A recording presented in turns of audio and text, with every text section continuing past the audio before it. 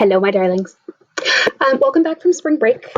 Every day I'm going to try to make you explain what we're doing today and just kind of talk through some things with you. I am terrible at making screencasts. I'm just learning this about myself right now, so please bear with me. We're going to do a different video about what everything is going to look like over the next couple of weeks and what to expect from class. But for our first actual formal lesson, I really wanted to talk to you about okay, let's just talk about it. The global pandemic. Let's just talk about what is going on in our lives right now. We need to acknowledge the awkward.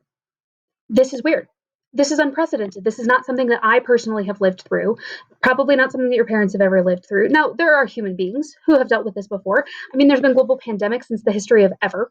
But this is new for us. And this digital learning environment thing is odd. It's different. And it's okay for us to feel a little bit nervous about that. I'm going to try really hard to be one of those adults that is honest with you, trying to be a positive role model, trying to keep it together. But I also want to be honest with you. We can be scared. It's okay to be scared. We can be nervous. That's okay. We can feel like this absolutely sucks. That's okay to acknowledge too. It's okay for us to feel all of those things. We don't need to panic. We can prepare, we can use precautions, we can be diligent about public safety and not panic. Those are all things that we can do. So I just want to start by saying, okay, some of this sucks. It does. It just absolutely sucks. I am the single parent of an only child in a 900 square foot condo.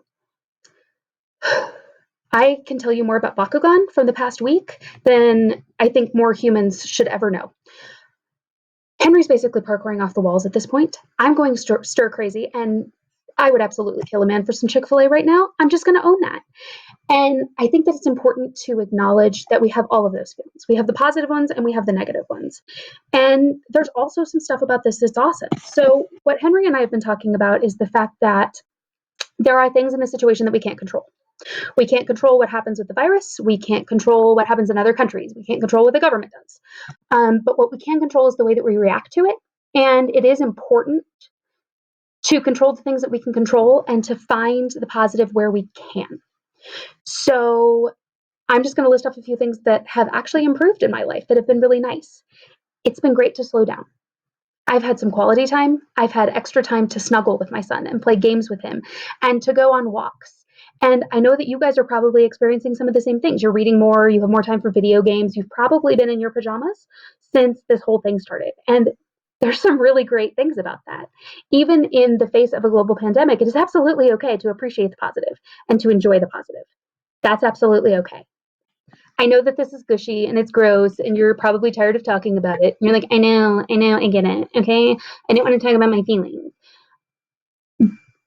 But for me, as a teacher, please bear with me. It's important for me to know that you're okay. And I think that part of knowing that you're really okay is being honest. So please be honest with me. If you're struggling, your adults are still here. We are absolutely still here. Your friends are still your friends. Your teachers are still your teachers. We are all still here. And it is so critical right now, especially, that we take this time and continue to connect with each other. Do a digital hangout. Like I did a Google Meet happy hour last night that I can't even tell you how good it was for my sanity.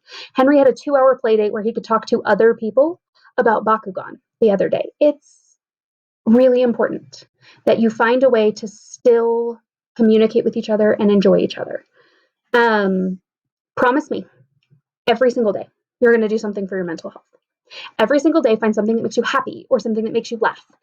And do that. If it's reading, awesome. There's an unprecedented level of free ebooks out there on the internet right now that you can access at the touch of a mouse. Find one. Dive in. If it's talking to your friends, awesome. Digital platform that your parents are okay with, and use that. And go outside.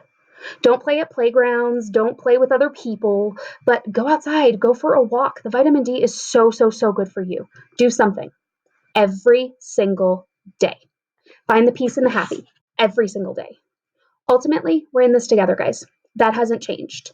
And think about it this way. You're living through history. You get to bore the heck out of your kids with stories about this when you're older.